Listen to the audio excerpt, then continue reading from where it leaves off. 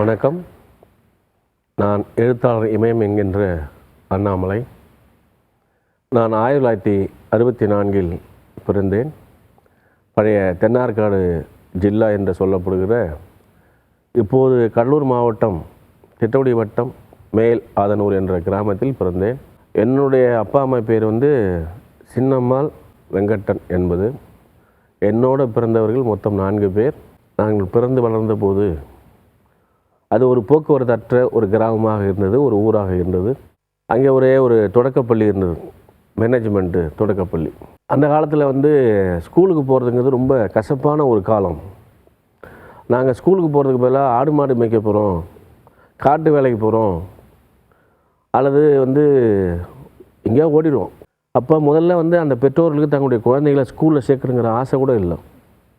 அப்போ இருந்த பெற்றோர்களுடைய ஆசை என்னவாக இருந்ததுன்னா, நல்ல உடல் வலுவாக இருக்கணும், காட்டில் நல்லா வேலை செய்யணும் அப்படிங்கிறதா இருந்தது. காலையில் எஞ்சால் எல்லோரும் காட்டுக்கு போவாங்க, பகல் முழுக்க காட்டில் வேலை செஞ்சுட்டு திருப்பி வீட்டுக்கு வருவாங்க. நைட் மட்டும் சாப்பாடு இருக்கும், காலையில் சாப்பாடு இருக்கும். இந்த மத்தியான சாப்பாடுங்கிற பழக்கமே அந்த காலத்தில் கிடையாது. அப்போது உணவாக இருந்தது வரவு, சோளம், கேழ்வரகு, கம்பு தான். எங்கள் அப்பா அம்மாலாம் காட்டுக்கு போனால், காலையில் காட்டுக்கு போனால் ராத்திரி 6-7 மணிக்கு தான் வருவாங்க. அப்போ கல்யாணிங்கிற பக்கத்து வீட்டில் ஒரு வயசுக்கு பொண்ணுக்கிட்ட தான் என்னை கொடுத்துருக்காங்க. அந்த பொண்ணுக்கு ஒரு நாளைக்கு கூலி ஒரு வல்லம் சோளம். அந்த கல்யாணியால் வளர்க்கப்பட்டவன் நான். அந்த ஊரில் ஒரு ஓடை இருக்குது, இப்போவும் இருக்குது. அதில் தான் நாங்கள் குளிப்போம், அதில் தான் விளையாடுவோம், அதில் தான் மீன் பிடிக்கிறது. அல்லது பள்ளிக்கூடத்தில் அந்த காலத்தில் வாதியாரங்க வீடு கூட பையங்களை கூப்பிடுவாங்க. அப்படி கூப்பிடும் போதெல்லாம் நாங்கள் ஓடி போய் ஒளிஞ்சிக்கூடிய ஒரு இடமாவும் அந்த ஓடை தான் இருந்தது. ஸ்கூலுக்கு போகிறதுங்கிறது அரிதாக இருந்தது. நான் அந்த ஸ்கூலில் தான் சேர்க்கப்பட்டேன். ஒரு பெரிய போர்டு இருக்கும். அந்த போர்டு சாயங்காலம் மண் கூரை கட்டடம் வெளியில் வச்சுருவாங்க. அதில் எழுதுவாங்க, ஆன்னு எழுதும்போது மத்தியானம் சாப்பாடு டப்பா இருக்கு இல்லையா, தட்டு. அந்த தட்டில் மணலில் தெருவில் கிடக்கிற மண்ணெல்லாம் அள்ளிட்டு போய் குமிச்சு வச்சு அதில் ஆ அப்படின்னு எழுதணும். எனக்கு நினைவு தெரிஞ்சு முதல்ல எங்கள் அண்ணன் அதில் எழுதினார். அதை பார்த்து நாங்கள் எழுதினோம். எனக்கு அந்த பள்ளியில் அவ்வளோதான் நினைவு இருக்குது. அந்த ஊரை பற்றி எனக்கு திரும்ப என்னுடைய நினைவில் இருக்கிறது என்னென்னா, இப்போ செருப்பு அந்த காலத்தில் கிடையாது. செருப்பு போடணுங்கிற பழக்கம் கூட அப்போ இல்லை. செருப்பு தேவை அப்படின்ற உணராத ஒரு காலம் அது. அந்த காலத்தில் ஜனங்களுக்கு இப்போ இருக்கிற மாதிரி மெத்த வீடு கட்டணும், கார் வாங்கணும், பங்களா வாங்கணும், நகை வாங்கணும், சொகுசாக வாழணும் அப்படின்ற ஒரு எண்ணமே யாருக்குமே கிடையாது. அவங்களுக்கு தெரிஞ்சதெல்லாம் காடு, மழை, வெயில், மண், உழைப்பு. நெல் சோறு அப்படிங்கிறது தீபாவளி அல்லது பொங்கலுக்கு பொங்கல், மாதம் வரக்கூடிய அமாவாசைக்கு கத்திரிக்காய் வாங்குறதா இருந்தாலும், உப்பு வாங்குறதா இருந்தாலும், மிளகாய் வாங்குறதா இருந்தாலும், எந்த பொருள் வாங்கினாலும் வரவு கொண்டு கொடுக்கறது, சோளம் கொண்டு கொடுக்கறது, எள்ளு கொண்டு கொடுக்கறது, அல்லது வேர்க்கடலை விற்கிறது. இப்போ பண்டமாற்று முறை தான் அங்கே இருந்தது. ஸோ காசுங்கிறது ரொம்ப பழக்கம் இல்லை. காசு அப்போ நீங்கள் பார்த்துருக்க மாட்டீங்க, 3 பைசா இருந்தது, 3 பைசா, 5 பைசா எல்லாம் இருந்தது. முதலாக அந்த ஊரில் தான் நான் தெருக்கூத்து பார்க்குறேன். மாரியம்மன் கோயிலுடைய தெருக்கூத்து பார்க்குறேன். அதில் ஆடினவங்க தான் செடல் அப்படின்னு. அப்போ எனக்கு ஒரு 5-6 வயசு இருக்கும். செடலில் நான் முதல்ல அவங்க ஆடுறத பார்க்குறேன். கிருஷ்ணன் வேஷத்தில் ஆடுறாங்க. எல்லாரும் ஆம்பளைகள், அந்த அம்மா மட்டும் பொண்ணு. அதற்காகவே அந்த செடலுக்கு கூட்டம் கூடும். எனக்கு அப்போது இருந்த ஒரே ஒரு பொழுதுபோக்கு அந்த தெருக்கூத்து பார்க்குறேன். என்னுடைய நாவலில் நான் செடலில் ஒரு கதாநாயகியாக மாற்றிருக்கேன். ஏர்வாரம் நாங்கள் கழுதூர் வரோம். அந்த ஊரில் எங்களுக்கு ஒரு சொந்த வீடு கிடையாது, வேறு ஒரு வீட்டில் இருக்கோம். அந்த வீட்டிலேருந்து நான் அரசு பள்ளியில் 6வது சேர்றேன். அது நானாக போய் சேரல. இப்போ எங்கள் பெரியம்மான்னு ஒன்று இருந்தது, அதுக்கு பேர் மொட்டையம்மாள். அந்த காலத்து ஜனங்களுக்கு பேர் கூட வைக்க தெரியல பற்றியா. சின்னம்மா, பெரியம்மா, சின்ன மொட்டை, பெரிய மொட்டை, கருப்பன், மூக்கன், பேர் கூட வைக்க தெரியாத ஒரு சமூகம். அந்த சமூகத்திலேருந்து வளரக்கூடிய ஒருத்தர் எப்படி எழுத்தாளர் ஆக முடியும்? எப்போதுமே கிராமத்தில் ஒருத்தர் வேட்டி கட்டினா ஒரு துண்டு எப்போதுமே இருக்கும். நான் ஒரு சின்ன துண்டை தலைப்பாக கட்டிட்டு காட்டுக்கு களை வெட்டுறதுக்கு போகிறேன். எங்கள் அண்ணா அப்போ SLC கணேசன் என்னை அடித்து ஸ்கூலுக்கு வா, நான் போக மாட்டேன் அப்படின்னு அழுகுறேன். என்னை விட்டுரு, நான்லாம் எனக்கு படிக்கவில்லை, நான் காட்டு வழி தான் போகிறேன் அப்படின்னு. இல்லை அப்படின்னு அடிச்சு எடுத்துகிட்டு போய் என்னை 6வது சேர்க்குறாரு.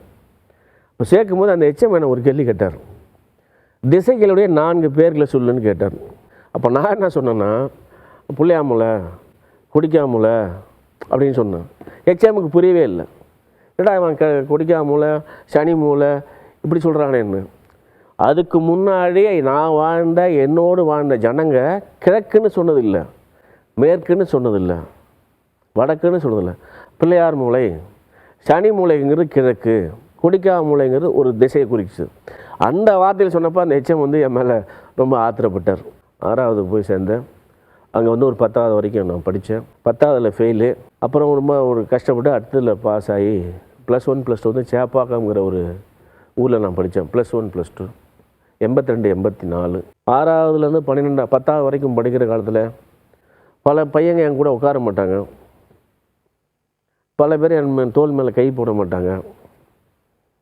அது எதனால்னு உங்களுக்கு தெரியணும். என்னுடைய கதைகள் அங்கேருந்து தான் வருது. உதாரணமாக எங்கள் ஊரில் வந்து ஒரு மைதானம் இருந்தது பள்ளியில். எப்போதுமே நான் 6வதுலேருந்து 10வது படிக்கிற காலம் வரைக்கும் அந்த பள்ளிக்கூடத்தினுடைய வராண்டா இருக்கு இல்லையா, அதிலே தான் படுத்திருப்பேன். அப்போ அங்கே வந்து பேட்மிண்டன் விளையாடுவாங்க.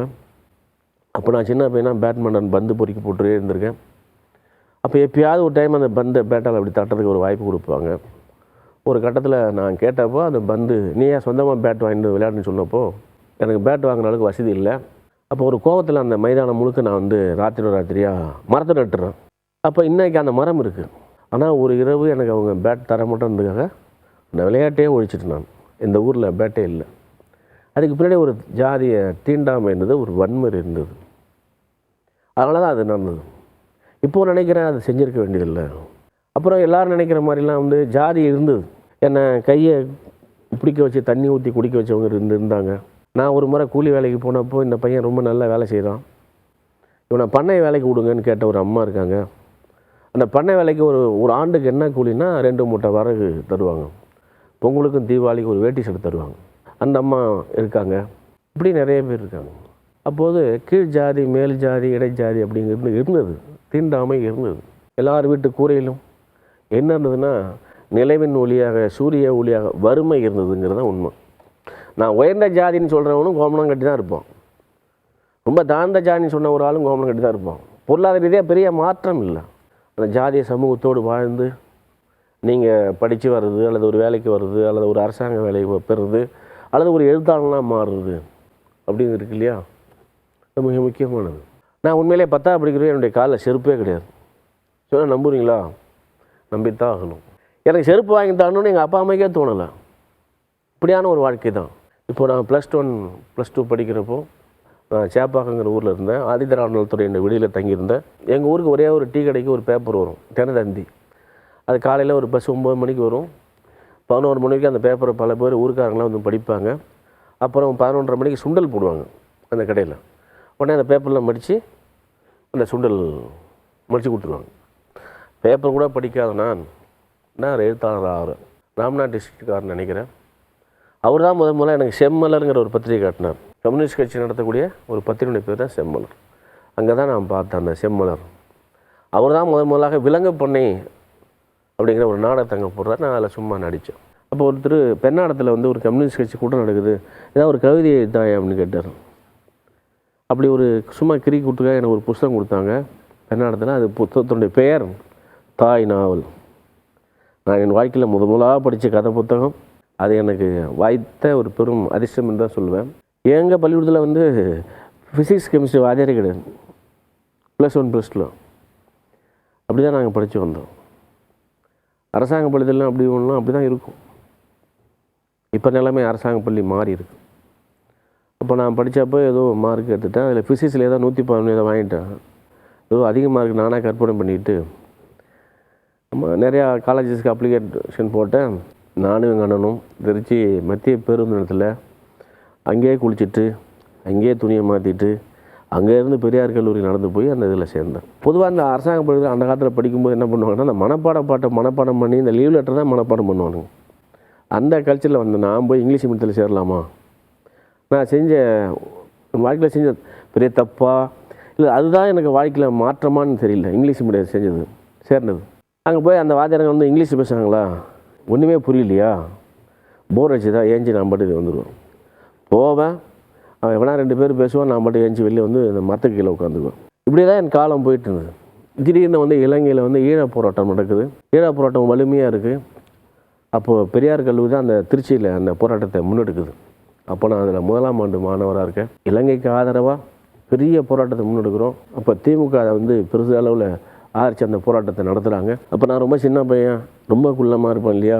சைக்கிள் ஸ்டாண்டில் நிற்க வச்சு என்னை பேச சொல்லுவாங்க. அந்த கூட்டத்தில் ஒரு கட்டத்தில் எனக்கு சில புத்தகங்கள் வருது. இபிஆர்எல்எஃப், டைகர்ஸ் சம்மந்தமான அந்த ஈழ விடுதலை தொடர்பான புத்தகங்கள் படிக்க கிடைக்குது. அதை நான் ரொம்ப படிக்கிறேன். அங்கே மல்லிகாங்கிற ஒரு நண்பர் எனக்கு கிடைக்கிறாங்க. அவங்க மூலமாக வந்து பிஹெச்டி படிக்கக்கூடிய மாணவர்கள் எனக்கு அறிமுகமாகறாங்க. அதுக்கிடையில் வந்து திருச்சி சென்ட் ஜோசப்ஸ் காலேஜில் வந்து தேன்மழைன்னு அப்போது மாணவர்களுக்காக நடத்தின பத்திரிக்கை தான். அவங்க வந்து திருச்சியில் ஒரு மாணவர்களுக்கான கவிதை போட்டி வைக்கிறாங்க. அதில் நான் வைக்கிறேன். எனக்கு ஒரு ஆறுதல் பரிசு தந்தாங்க. அந்த அமைப்பு தான் வந்து என்னை ஒரு விதமாக மாற்றுச்சு. இப்போ ஒரு பக்கம் இலங்கை போராட்டம், ஒரு பக்கம் படிப்பு, ஒரு பக்கம் இந்த பிஹெச்டி மாணவர்களுடைய நட்பு, இது அப்படியே என்னை கொண்டு போய் என்ன பண்ணுச்சுன்னா, இப்போ ஐகேஎஃப்னு ஒன்று இருந்தது. லயோலா காலேஜினுடைய ஹெட்டு தான் அது ஹெட்டு. அவங்க எதிர்பாராமல் கொடைக்கானலில் வந்து ஒரு எழுத்தாளர் பயிற்சி முகாம் நடத்துகிறாங்க. அந்த விண்ணப்பம் போடும்போது என்னை ஆள் பட்டுக்கிட்டவர் ரிஜெக்ட் பண்ணுறாரு. இந்த முகாமுக்கு வந்து அன்ஃபிட்டான ஆள் அப்படின்னு. அதுக்கு என்ன காரணம்னா, நான் எழுதி அனுப்பியிருந்த கவிதையெல்லாம் வந்து ஒரே புரட்சியாக இருந்தது. அப்புறம் யாரோ சொல்லி என்னை அதில் சேர்த்துட்டார். அப்போ தான் இலக்கியம்னா என்ன, மொழின்னா என்ன, வாழ்க்கைன்னா என்ன அப்படிங்கிறது அங்கே அந்த 15 நாளாக தெரிஞ்சுது. அது ஒரு விதமான ஒரு வாழ்க்கை. அதே மாதிரி நான் வந்து திருச்சியில் இருக்கும்போது ஆந்திராவில் ஒரு எஸ்சி பெண் வந்து ஒரு குளத்தில் தண்ணி எடுத்தான்னு சொல்லி அவருடைய மார்பகத்துலேயும் பிறப்புறுப்புலையும் துப்பாக்கியில் சுட்டத்துக்காக நாங்கள் ஆர்ப்பாட்டம் பண்ணுறோம். அதில் நான் கைது செய்யப்படுறேன். அப்புறம் திருச்சி முத்தரசன் வெடிகுண்டு வழக்குன்னு ஒன்று நடந்தது. அப்போ தான் நடந்தது. அதில் நான் தேடப்படும் ஒரு குற்றவாளியாக இருக்கிறேன். என்னை பிடிச்சிட்டு போய் ஒரு 15 நாள் 16 நாள் வச்சுருந்தாங்க. அப்போது ஒரு ரூமுக்குள்ளே நாங்கள் 18 பேர் பட்டிருந்தோம். கால் நீட்ட முடியாது, கை நீட்ட முடியாது, கழுத்து திருப்ப முடியாது, இப்படி பண்ண முடியாது, இப்படி பண்ண அங்கே எப்படின்னா பெரிய பெரிய திருடர்களோட நாங்கள் தங்க வைக்கப்பட்டிருந்தோம். அப்புறம் ஒரு கட்டத்தில் எங்களை விடுவிச்ச பிறகு நாங்கள் வந்து அதில் அப்போ ராமசாமி அந்த இன்வெஸ்டிகேஷன் ஆஃபீஸர் டிஎஸ்பி இருந்தார். அப்போ அவங்க ஒரு கேள்வி கேட்டார். எனக்கு ரொம்ப ஆச்சரியமாக இருந்தது. ஒரு விதத்தில் அது என்னை மாற்றிச்சோ. நீ படிக்க வந்தோன்னு உங்கள் அப்பா அம்மா நினச்சிட்டு இருக்காங்க. நீங்கள் ஜெயிலில் இருக்கணும் உங்கள் அப்பா அம்மா தெரிஞ்சு என்னடா நினைப்பான்னு கேட்டான். உங்கள் அப்பா அம்மாவுக்கு நீ எதுவுமே செய்ய வேண்டாம், கெட்ட பேரை எடுத்துப்படுத்தாமல் இரு, அவங்கள அவமானப்படுத்தாமல் இரு, அவங்கள ஸ்டேஷனில் வாசலில் நிறுத்தாமல் இரு, அதுதான் நீ உங்கள் அப்பா அம்மா செய்யக்கூடிய விஷயம் சொன்னோம். நான் உண்மையிலேயே அன்றைக்கி தான் மாறினேன்.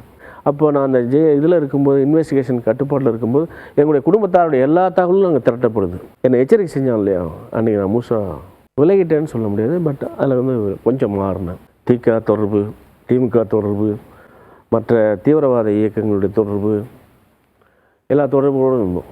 இந்த தொடர்புகள் எல்லாம் என்ன பண்ணுச்சுன்னா, எனக்கு வந்து மார்க்சிய இலக்கியத்தை படிக்க வச்சது, மார்க்ஸ், ஏங்கல்ஸ் அப்படி படிக்க வச்சது. நிறைய புத்தகங்களை படிக்கிற வாய்ப்புகள் ஏற்பட்டது. இந்த வாய்ப்புகள் மூலமாக தான் நான் வந்து தொடர்ந்து இயங்குகிறேன். அப்போ நான் நிறையா சிறுகதைகள் எழுதுகிறேன், நிறைய கவிதைகள் எழுதுகிறேன். இப்போ ஆல்பர்ட்னு ஒருத்தர் செஞ்சோ ஜமால் முகமது காலேஜில் ஒருத்தர் இருக்கார். புரட்சிங்கிறது என்ன, அது புரட்சி நீ பார்த்துருக்கியா, விடியலுங்கிறது என்ன பார்த்துருக்கியா, இது இல்லை இலக்கியம். உனக்கு என்ன தெரியுமோ அதுதான் நீ எழுதணும், அதுதான் இலக்கியம். உனக்கு தெரியாத பற்றி நீ எழுதவே கூடாது, அது இலக்கியம் இல்லை ஒன்றளவில். அப்படி சொன்னது எனக்கு மிக முக்கியமான ஒரு வார்த்தையாக இருந்தது. எங்கள் வீட்டுக்கு வரேன் திருச்சியிலேருந்து. அப்போது ஒரு அழுகுரல் கேட்குது. அப்போ லாரியில் தான் வரணும். ஏன் லாரியில் வரணும்னா, பஸ்ஸில் வந்தால் 7 ரூபா, லாரியில் வந்தால் 3 ரூபா, 4 ரூபா மிச்சப்படுத்துறதுக்காக நான் அங்கேருந்து லாரியில் வரோம். ராத்திரி ஒரு 11-12 மணிக்கு போகும்போது ஒரு அழுகுரல் கேட்டுது. கோவேறு கதைகள்னு ஒரு நாவல் இருக்குது. அந்த நாவலுடைய கதாநாயகன் குரல் தான் அந்த அழுகுரல். அது எங்கள் ஊரை சேர்ந்த ஒரு துணி வளர்க்கக்கூடிய சமூகத்தை சார்ந்த ஒரு பெண்ணினுடைய அழுகுரல். அந்த அழுகுரல் தான் நான் நாவலாக இருந்தேன். அது 1994 வெளியே வந்துச்சு. படித்து அதுக்கு வந்து ஆதரவு இருந்தது, எதிர்ப்பு இருந்தது. ஏன்னா தலித் எழுத்தாளர்னு சொன்னாங்க, தலித் விரோதி எழுத்தாளர்னு சொன்னாங்க. இப்படியே அது போகுது. கண்ணீரை புரிஞ்சிக்க முயற்சி பண்ணேன். ஒரு அழுகுரலை கேட்குறது பழகிட்டேன். இந்த சமூகத்தை பார்க்குறதுக்கு, கண் திறந்து பார்க்குறதுக்கு அப்போ தான் எனக்கு பழக்கமாகிடுச்சு. வாழ்க்கை எங்கேயோ இல்லை, கண் முன்னாடி இருக்குது. ஏன் நான் எழுதுகிற கதையெல்லாம் என்ன பெண்ணிய கதையா, தலித் கதையா, அந்த கதையாக இல்லைங்க. நான் வந்து வாழ்க்கை கதைன்னு சொல்கிறேன். என்னுடைய திருமணம் சுய விருப்ப தேர்வு திருமணம், காதல் திருமணம் இல்லை. புஷ்பவல்லிங்கிற ஒரு பெண்ணை திருமணம் செய்துக்கிட்டேன் 1997. அவங்கள 1989 நான் விரும்பியிருக்கேன், அவங்களும் விரும்பியிருக்காங்க. 89 97 வரைக்கும் கல்யாணம் கட்ட முடியல. 97 தான் கல்யாணம் கட்டினோம். என்னுடைய கல்யாணம் வந்து ஒரு பிரம்மாண்டமான ஒரு கல்யாணமாக இருந்தது. அப்போ 17 மந்திரிகள் வந்த ஒரு கல்யாணம் என்னுடைய கல்யாணம்.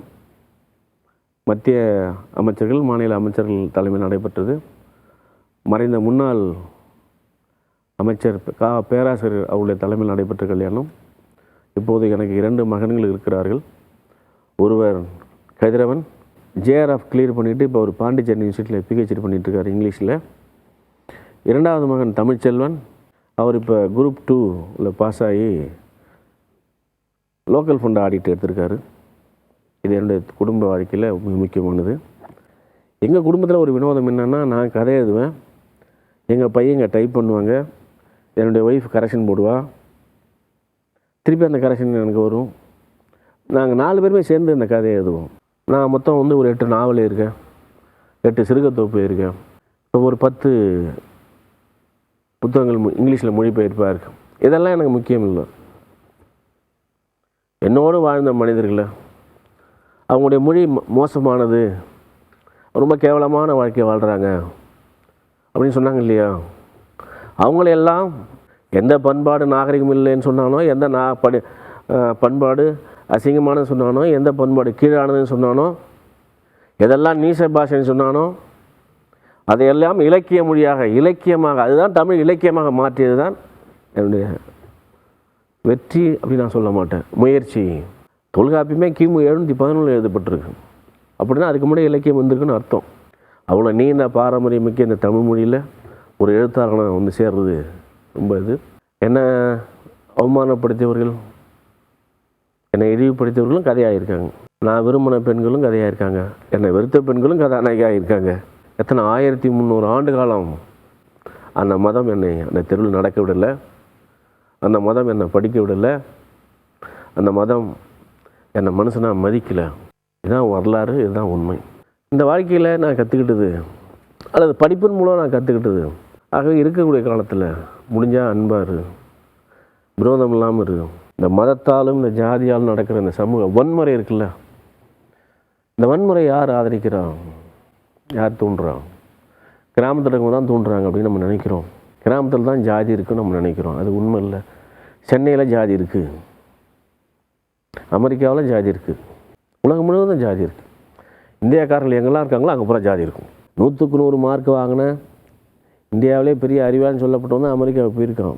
அவங்க விளம்பரம் மேட்ரிமோனியல்னு ஒன்று வருதா, அதில் தெரியும் நம்முடைய ஐஏஎஸுடைய யோக்கியதை என்ன, ஐபிஎஸ்ஸுடைய யோக்கியதை என்ன, டாக்டருடைய யோக்கியதை என்னங்கிறது அங்கே தெரியும். இது அறிவுலகமாக, இது இவர்களெல்லாம் படித்தவர்களாங்கிறதெல்லாம். நான் நீதி போதனை பேச வரல, என்னுடைய வாழ்க்கையை சொல்ல வந்திருக்கேன். அதெல்லாம் என்னை எரிச்சல் படுத்துன்னு சொல்ல வந்தேன். இந்த சமூகத்தை என்னால் வாழ முடியல. நான் உண்மையை சொல்கிறேன். நான் நிறைய சந்தர்ப்பங்கள் நினைக்கிறேன், எவ்வளோ விரைவாக சாவரமோ அது நல்லது. ஏன்னா இங்கே ஒரே கச்சடாவாக இருக்குது, சமூகமே ஒரே கச்சடாவாக இருக்குது, எரிச்சலாக இருக்குது. ஏன்னா பார்க்குறது எல்லாமே ஜாதியாக பார்க்குறோம். மனுஷனாக அவர் பார்க்குறானா, என்ன ஒரு இலக்கியவாதியாக பார்க்குறானா, என்ன ஒரு ரைட்டராக பார்க்குறானா. 40 வருஷம் எழுதியிருக்கேன்.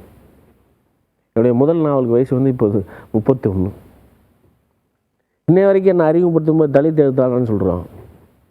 பத்திரிக்காரனாக இருந்தாலும் சரி, டிவிக்காரனாக இருந்தாலும் சரி, யூடியூப்காரனாக இருந்தாலும் சரி, எவன் வந்தாலும் என்ன பண்ணுறான், மேடையில் அறிமுகப்படுத்தும் போது இவர் ஒரு தலித் எழுத்தாளர். நான் சொல்கிறேன் தமிழ் மொழி எழுத்தாளர்னு சொல்கிறான்னு வம்பு வளர்க்குறேன், சொல்ல மறுக்கிறோம்.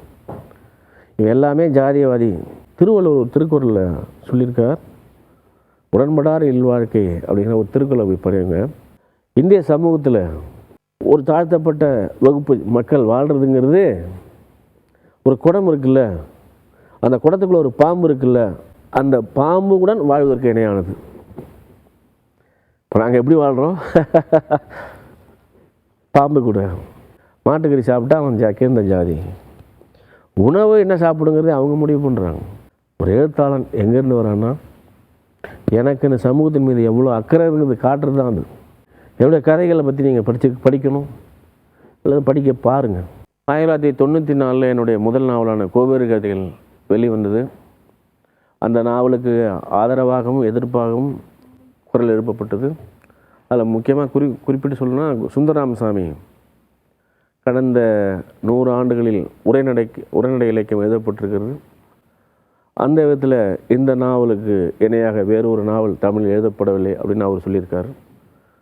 அப்போ அசைடுங்கிற ஒரு பத்திரிகையில், அப்போ எனக்கு வந்து 27 வயசு தான்.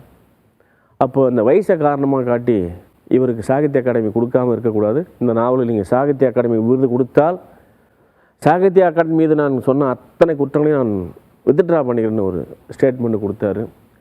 94லேருந்து 2022 வரைக்கும் சாகித்ய அகாடமி ஒவ்வொரு ஆண்டும் எனக்கு கொடுக்கப்படுன்னு சொன்னாங்க, கொடுக்கல. நான் அதை பற்றி கவலைப்படல. 2022 செல்லாத பணம் என்கின்ற ஒரு நாவலுக்காக அந்த சாகித்ய அகாடமி வந்தது.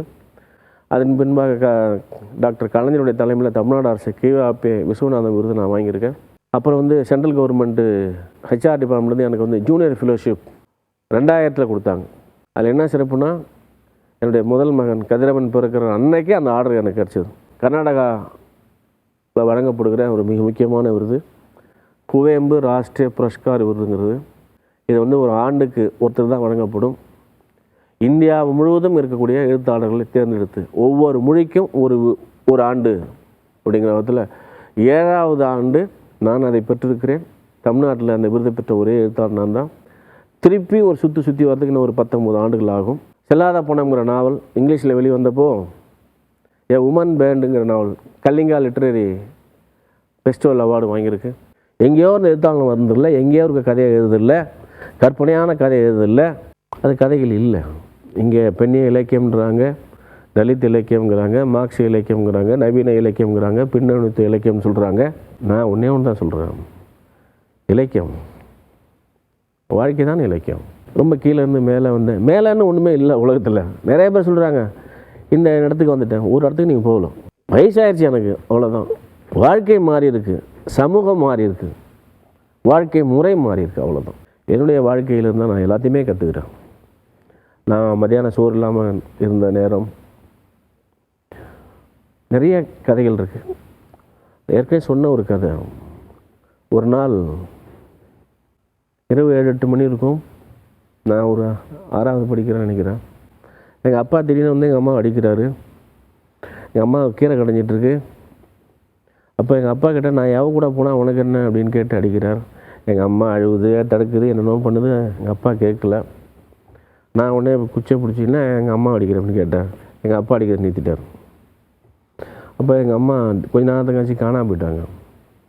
காணாமல் போனோடனே நான் ரொம்ப அழுவலாம். நேராக எங்கள் ஊர் ஓடைக்கு போனோம்.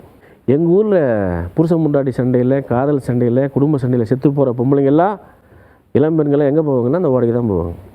ஏன் அங்கே ஓடைக்கு போவாங்க அப்படின்னா, அங்கே தான் அரளி செடி இருக்குது. அந்த அரளி செடியை அரைச்சி தின்ட்டு செத்து போயிடுவாங்க. எங்கள் அம்மா அந்த மாதிரி போயிருந்தது. எனக்கு தெரியும் எங்கள் அம்மா அங்கே தான் போயிருக்கணும். என்னுடைய உள் உணர்வு. நான் இந்த மாதிரி போய் அழுகுறேன். எங்கள் அம்மான்னு சொல்லி அப்போ அழுகும்போது ரொம்ப நேரம் கழிச்சு எங்கள் அம்மா ஒரு இருட்டுக்குள்ளேருந்து வருது. இப்போ எங்கள் அம்மா கேட்டுச்சு, என்னை சாப்பிட்றது கூட விட மாட்டிங்களாடா அப்படின்னு கேட்டுச்சு. அப்படி கேட்டு அரைச்சி வச்சுருந்தேன் அந்த அரளி இருக்கு இல்லையா, மடியில் வச்சுருந்த விதை இருக்கு இல்லையா, அதை கீழே போட்டு அந்த அரளி விதையை திங்கும்போது கசக்குங்கிற ஒரு வெள்ளைக்கட்டி வாங்கிட்டு இருப்பாங்க. அந்த வெள்ளைக்கட்டி எங்கள் அம்மா எங்கள் கையில் கொடுத்துச்சு. அந்த ஒரு ஓடை இருக்குல்ல, ரொம்ப அதிசயமான ஒரு ஓடை.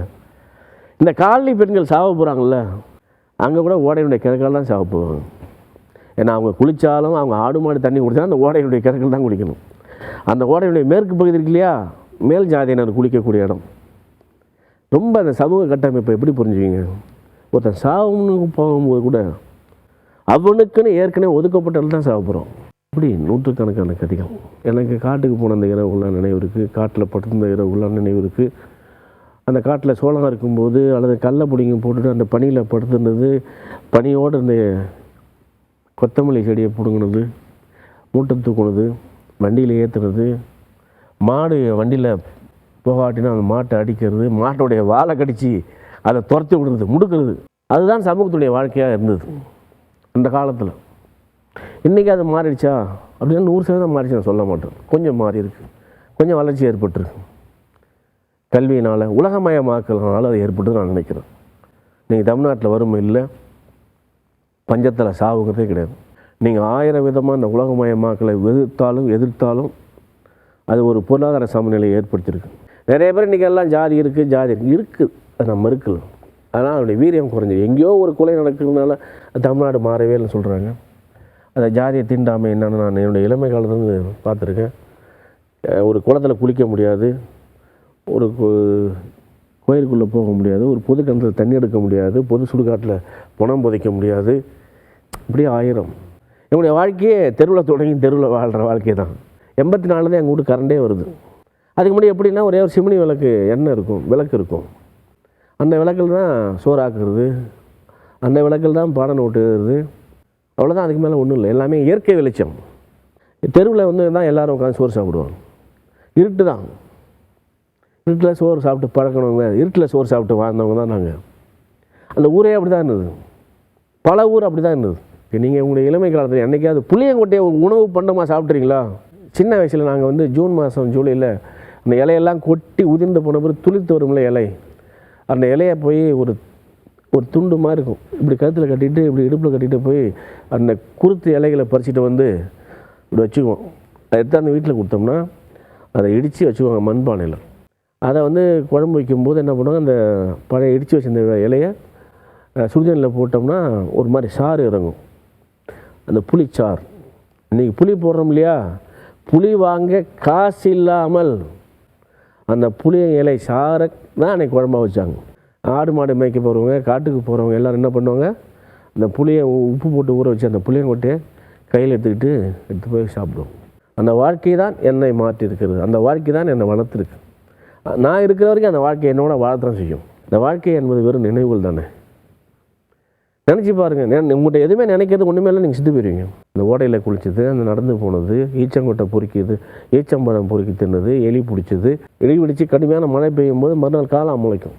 அந்த காளான் எங்கே முளைக்குன்னு தேடி போய் எடுத்துகிட்டு அந்த தாளிக்கிற கரண்டியில் எண்ணெய் இருக்காது, அந்த காளானை அந்த அந்த கரண்டியில் போட்டு உப்பு 1-2 போட்டு எண்ணெய் இருந்தால் ஒரு சுட்டு ஊற்றி அதை வதக்கி சாப்பிட்றது.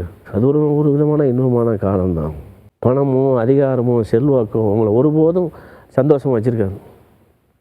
அது இப்போ தெரியுது. என்றைக்காவது இன்றைக்கி இருக்கிற குழந்தைகள் தெரியுமா, தீபாவளிக்கு ஒரு கால் சட்டை மேசட்டை வாங்கி தரணும், அப்பா அம்மாட்ட அடம் பிடிச்சி அழுது சாட்டையால் அடி வாங்கின ஒரு குழந்தை இன்றைக்கி உண்டா? வாங்கி தரேன், நீங்கள் வசதி இல்லை, நான் வாங்கியிருக்கேன் அந்த அடியை. நான் ஒவ்வொரு முறையும் பெரிய கல்யாணத்தில் ஹோட்டலில் சாப்பிடும்போது கீழே அந்த சோறை வச்சுட்டு வரும்போது எனக்கு அவ்வளோ உயிர் போகிற மாதிரி இருக்கும். பெரிய பிரம்மாண்டமான கல்யாணத்தில் 20 வகை 30 வகை சோறு போகிறேன்னு சொல்கிறாங்க இல்லையா, அதில் 80% சாப்பாடு கீழே கொட்டப்படுது. ஒரு பக்கம் சோறு கீழேன்னு ஒருத்தர் நின்றுருக்கான், ஒருத்தர் 80% சோத்தை கீழே கொட்டுறான். இது கொஞ்சம் அறிவுபூர்வமாக சிந்திக்கணும் இந்த சமூகம்.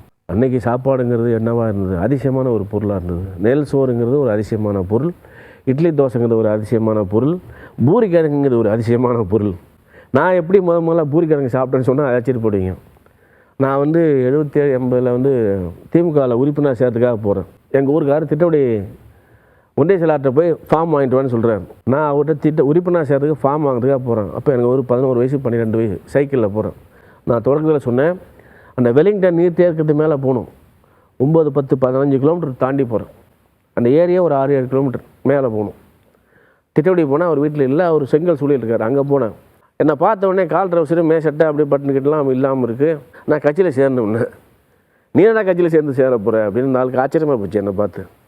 இல்லைங்க, நான் கட்சியில் சேரணும் அப்படியா, சரி. திட்டப்படி பஸ் ஸ்டாண்டில் எனக்கு 50 பைசா சைக்கிள் வாடகைக்கும் 2 பூரி கிழங்கும் வாங்கி தந்தார். என் வாழ்க்கையிலே முதல்ல எப்போ சாப்பிட்டேன் பூரியை, அதுவும் ஒரு ஹோட்டலில் ஒரு பெஞ்சில் பூரி கிழங்கு சாப்பிட்டுதாரு. திமுக ஒன்றிய செயலாளர் வாங்கி கொடுத்தது. இப்போ பூரிங்கிறது ஒரு அதிசயமான சாப்பாட்டு பொருள். நம்ப முடியுதா? இன்றைக்கி 2020 ஒரு பூரி கிழங்கு சாப்பிடக்கூடிய ஒரு வாய்ப்பையும், பெஞ்சில் உட்கார்ந்து சாப்பிடக்கூடிய ஒரு வாய்ப்பையும் யார் கொடுத்தது? திமுக கட்சி. முடிஞ்ச என்னுடைய புத்தகங்களுடைய பேரை சொல்கிறேன். கோவேறு கழுதைகள்னு முதல் நாவல் எதுனா, அது ஆங்கிலத்தில் பீஸ்ட் ஆஃப் பர்டுன்ற பேரில் இருக்குது. 2வது ஆறுமுகங்கிற நாவல் எதுனா, அதுவும் ஆறுமுகங்கிற பேரில் இங்கிலீஷில் இருக்குது. 3வது செடல் இப்போது ஆக்ஸ்போர்ட் யூனிவர்சிட்டி ப்ரெஸ்ஸில் வெளியே வருது. அதுக்கடுத்து எங்கதங்கிற ஒரு நாவல், செல்லாத பணம்ங்கிற நாவல், நெஞ்செருப்புங்கிற ஒரு நாவல். நான் காட்டில் வேலை செஞ்சேன்ல, அப்போ என்னோட விளையாண்டுல அந்த ஆடு மாடு, அதில் அப்போ அடித்த வெயில் இருக்கு இல்லையா, அப்போ அடித்த மழை இருக்குது இல்லையா, அந்த மண்ணில் இருந்த சூடு இருக்குது இல்லையா, அது அந்த மழையில் நனைஞ்சு போன அந்த உலை இருக்குல்ல, இதுதான் என்னுடைய இலக்கிய ஆசான். என்னை பண்ணை வேலைக்கு கூப்பிட்ட அம்மா இருக்குல்ல, அது என்னுடைய இலக்கிய ஆசான். நான் தண்ணி பிடிச்சதுக்காக என்னுடைய குடத்தை தூக்கி கிணத்துல போட்டான்ல, அவன் என்னுடைய இலக்கிய ஆசான். என் பக்கத்தில் உட்கார்னா தீட்டு ஒத்தின்னு ஒருத்தன் சொன்னான்ல, அவன் என்னுடைய இலக்கிய ஆசான். தண்ணி குடித்தா சொம்பில் தீட்டு விட்டு நினச்சாங்க இல்லையா, கையை கூப்பி வச்சு ரோட்டில் தண்ணி ஊற்றுனாங்களே ஒரு அம்மா, அவங்க என்னுடைய இலக்கிய ஆசான். இப்படி நூற்றுக்கணக்கான இலக்கிய ஆசான். அந்த இலக்கிய ஆசான்மே எனக்கு வெறுப்பே இல்லை, அன்பு தான் கூடியிருக்கு. ஏன்னா அவங்க இல்லாட்டி இந்த கதைகள் இல்லைல்ல, அவங்க அந்த குடும்பத்தை நிகழ்த்தாட்டி இந்த கதை இல்லைல்ல, அவங்க அந்த வன்முறையை நிகழ்த்தாட்டி இந்த கதை இல்லை இல்லையா, நான் எழுத்தாளர் இல்லை இல்லையா. உண்மையில் அவங்க தான் என்னுடைய குலசாமிகளும். இந்த சமூகத்தை புரிஞ்சுக்கிறதுக்கு, எதிர்த்து குரல் கொடுக்கறதுக்கு, அது இலக்கியமாக்கிறதுக்கு, இலக்கிய மொழியாக்கிறதுக்கு எனக்கு வழிகாட்டிகளாக இருந்தான் இல்லையா, அவங்க தான் என்னுடைய இலக்கிய ஆசான்களாக இருக்க முடியும். வள்ளுவர் இருக்க முடியாது, கம்பன் இருக்க முடியாது, சீத்தலை சாத்தனா இருக்க முடியாது, கபிலன் இருக்க முடியாது, நக்கரன் இருக்க முடியாது, டால்ஸ்டாய் இருக்க முடியாது, அண்டன் செக்கோ இருக்க முடியாது.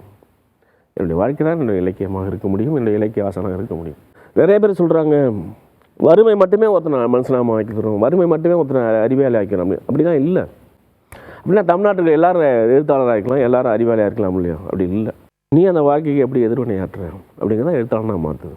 நீங்கள் தலித் எழுத்தாளர்னு சொன்னாலும் சரி, எந்த எழுத்தாளர் சொன்னாலும் எனக்கு அதை பற்றி ஒன்றுமே இல்லை, அது அவசியமும் இல்லை. நான் தமிழ்மொழி எழுத்தாளன். இதுதான் சமூகத்தினுடைய ஆவணம். இன்னும் ஒரு 400 ஆண்டுகள் கழித்து ஒருத்தன் படிக்க வரும்போது தமிழ் சமூகம் இப்படி தான் இருந்தது, தமிழ்மொழி இப்படி தான் இருந்தது, இந்த சமூகத்தை இவங்க தான் உண்மையாக பிரதிபலிச்சிருக்காங்கன்னு ஒருத்தவங்க கண்டுபிடிக்க வருவான் இல்லையா, அவனுக்காக எழுதுகிறான் கதை, உங்களுக்காக இல்லை. நீங்கள் பிடிச்சிருக்குன்னு சொல்கிறதுக்காக, பிடிக்காதுன்னு சொல்கிறதுக்காக இல்லை. நான் ஒருபோதும் என்னுடைய காயத்தை விற்பனை பொருளாக மாற்றுறதில்லை, ஒருபோதும் என்னுடைய கண்ணீரை விற்பனை பொருளாக மாற்றுவதில்லை, வியாபார பொருளாக மாற்றுறது இல்லை. எழுத்தாளன் வியாபாரி இல்லை. தமிழ்மொழி தான் என்னுடைய அடையாளம்னு சொன்னால் அந்த அடையாளத்தை வலுப்படுத்துறது தான் என்னுடைய வேலை. இன்றைக்கி நான் 100 ரூபா 200 ரூபாய்க்கு பேண்ட் சட்டை அல்லது லாண்ட்ரி சட்டை போடுறதுக்கு நான் வளர்ந்துருக்கேன். எனக்கு பொருளாதார வசதி ஏற்பட்டுருக்கு. எனக்கு இப்போ ஒன்று தோணுது, பேபி காம்லின்னு உங்களுக்கு தெரியுமான்னு தெரில, மகாராஷ்டிராவில் சுயசரிதையான ஒரு அம்மா, அந்த சுயசரிதையில் ஒரு வரி ஒரு உண்டு, அந்த எஸ்சிங்கிற சான்றுக்காகத்தான் படிப்பு எனக்கு வந்தது, வேலைவாய்ப்பு எனக்கு வந்தது அப்படின்னு அதில் இருப்பாங்க. இந்த வசதிகளும் வாய்ப்புகளையும் என்னுடைய வாசலுக்கு கொண்டு வந்த என்னுடைய கடவுள் அம்பேத்கர் இல்லையா, என்னுடைய கடவுள் அம்பேத்கர் இல்லைன்னா அந்த அம்மா எதுனாங்க இல்லையா, அந்த வரி இப்போ எனக்கு நினைவுக்கு வருது. நானும் மனுஷனாக இருக்கணும், நானும் கௌரவமாக வாழணும்னு நினச்சாங்க இல்லையா, அவங்க தான் என்னுடைய இலக்கிய முன்னோடிகள், அவங்க தான் இலக்கிய ஆசான்கள். நான் கூட சொன்னேன், சாகித்ய அகாடமி விருது வந்தபோது இந்த விருதை திராவிட இயக்க எழுத்தாளர்களுக்கு சமர்ப்பிக்கிறேன்னு சொன்னேன்.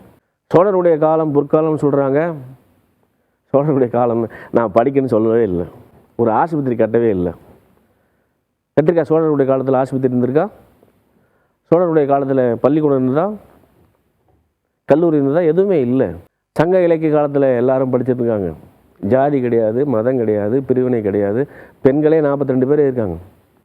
சங்கம் அறிவு காலத்தில் தாழ்த்தப்பட்ட பிற்படுத்தப்பட்ட சமூகத்தை சேர்ந்த திருவள்ளுவர் ஒரு எஸ்சி, பண்டார வகுப்பை சேர்ந்தவர், அவருக்கு கல்வி கிடைச்சிருக்கு. அதன் பின்பு வந்த சோழனுடைய ஆட்சி இருக்கு இல்லையா, பெருங்கோயிலுடைய வளர்ச்சி இருக்கு இல்லையா, இருட்டு அறைக்குள் இருக்கக்கூடிய சிலையின் முன்பு அந்த அதிகாரம் குவிக்கப்பட்ட பிறகு தான் யாருக்கும் கல்வி இல்லை, யாருக்கும் படிப்பு இல்லை, யாருக்கும் நாகரிகம் இல்லை, யாருக்கும் சாலையில் நடக்கக்கூடிய உரிமை இல்லை, பேசக்கூடாது, எச்சில் துப்பக்கூடாதுங்கிற ஒரு சட்டத்தை கொண்டு வந்தாங்க. 1300 ஆண்டுகள் ஆச்சு. 1300 ஆண்டுகள் கழிச்சு பக்தி மருவிய காலம் பின்பு முதலாக நான் படிக்க வேண்டும் என்று குரல் கொடுத்த ஒரு இயக்கம் நீதி கட்சி, திராவிட இயக்கம். நிறைய பேர் கேட்குறாங்க, எதுக்காக நீ இவ்வளோ பெரிய முக்கியமான எழுத்தாளர் எதுக்காக திமுக வெட்டி கேட்டிருக்க? இந்த 1300 ஆண்டுகளில் நான் படிக்கணும்னு குரல் கொடுத்த ஒரு இயக்கம், எனக்கு வேலை வாய்ப்பு வேணும்னு சொல்லி குரல் கொடுத்த ஒரு இயக்கம், என் தோலில் துண்டு போடுன்னு சொன்ன ஒரு இயக்கம், எனக்கும் கோயில் நடக்கிறதுக்கு உரிமை இருக்குன்னு சொன்ன இயக்கம், நானும் தெருவில் நடந்து போகணும், எல்லா விதமான சமூக கௌரவங்களும் எனக்கும் கிடைக்கணும்னு சொன்ன முதலாக இந்த வரலாற்றில் குரல் கொடுத்த இயக்கம் தமிழ்நாட்டில் எது? அந்த இயக்கம்தான். அதனால இந்த அடையாளத்தோடு நான் இருக்கிறேன். நான் எந்த துயரத்திலிருந்து விடுபட விரும்பினேனோ, எந்த கஷ்டத்தை விடுபட விரும்பினேனோ, எந்த கண்ணிலிருந்து விடுபட விரும்பினேனோ, அந்த கண்ணீர் தான், அந்த காயம்தான், அந்த வழிதான் இன்று என்னுடைய இலக்கிய ஆசானங்களாக இருக்கிறது. ஒரு 60 ஆண்டு கால வாழ்க்கையில் என்னென்ன நடந்தது என்பதை உங்கள் முன், சமூகத்தின் முன் நான் சொல்லியிருக்கிறேன். இந்த சமூகத்தின் முன் சொல்லும்போது, ஒரு எழுத்தாளன் எல்லோரையும் விடவும் நேர்மையானவன், உண்மையானவன், அவன் பேசுவதும் எழுதுவதும் உண்மையாகத்தான் இருக்கும் என்று இந்த சமூகம் நம்புகிறது. அந்த சமூகத்திற்கு முன்பு என்னை திறந்து காட்டிருக்கிறேன், என்னுடைய வாழ்க்கையை திறந்து காட்டிருக்கிறேன். என் வாழ்க்கையில் நடந்த சம்பவங்களை சிலவற்றை மட்டுமே இங்கே குறிப்பிட்டு காட்டியிருக்கிறேன். ஒரு உண்மையை நான் இப்போ சொல்லி முடிக்கும்னு நினைக்கிறேன். நான் 6 வயசு வரைக்கும் ஊமை, பேச தெரியாது. அப்போ எங்கள் அப்பாவும் அம்மாவும் மேலாதனூருங்கிற ஊர்லேருந்து திருவண்ணாமலைக்கு ஒரு 100 கிலோமீட்டருக்கு நடந்தே போய் என் பையனுக்கு பேசுறதுக்கு வாய் வந்துட்டா உன் பேரை அவனுக்கு வைக்கிறேன் அப்படின்னு சொல்லி எங்கள் அப்பா அம்மா முட்டி போட்டு பிரார்த்தனை பண்ணி கொள்ளு காசை அள்ளி அந்த அண்ணாமலையார் திருவண்ணாமலை கோயிலில் போட்ட பிறகு தான் நான் பேசியதாகவும், அதனால தான் எனக்கு அண்ணாமலை என்று பெயர் வந்து தான் எங்கள் அம்மா எங்கள் அப்பா அவங்க சாவர வரைக்கும் என்கிட்ட சொன்னாங்க. ஸோ திருவண்ணாமலை அண்ணாமலை கோயில் பெயர் வைக்கப்பட்டால் நான் அந்த அண்ணாமலை தன்னுடைய வாழ்க்கையில் நடந்த சில குறிப்பிட்ட சம்பவங்கள் மட்டும் நான் சொல்லியிருக்கேன். என் வாழ்க்கையில் எல்லா மனிதர்களுக்கும் கதை இருக்குது.